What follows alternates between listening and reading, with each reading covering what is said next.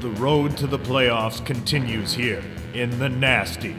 This week, it's a divisional championship game featuring the Samsquanch against division leader Zealand Sleepers.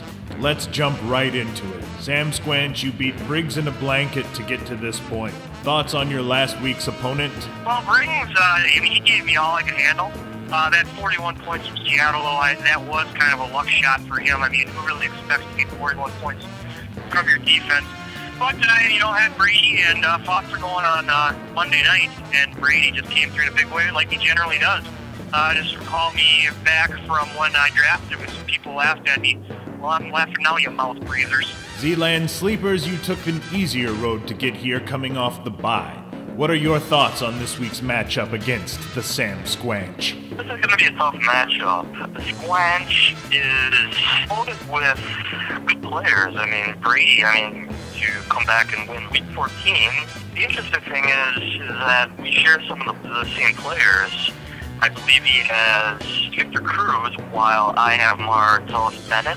Of course, he has Brady, and I have Welker. I do have the San Francisco D, but I think I may be sitting them. Same question, Squanch. Your thoughts on your matchup against the Zealand Sleepers? Well, obviously, if they get a win here, they're probably the front runner of the total teams in the league at this point, but it's going to be really unfortunate for them now that I'm going to send them home packing. Looking at their lineup, they scored some points here. There's no doubt about that. But I just think of viewing at their team matchups for who is going against what teams, it's looking a little bit rough for them. I'm sure it's going to be a close one, and I'm looking forward to seeing Evil Empire in the championship. In what could be a high-scoring affair, matchups will be key. Your thoughts on players to watch in this one, Zealand? Yeah, I'm a little bit weak at wide receiver. Cecil Shorts had a concussion a couple weeks ago, and even though he was cleared, he didn't play this week. I'm not very deep at wide receiver, so it's probably going to be a game time decision.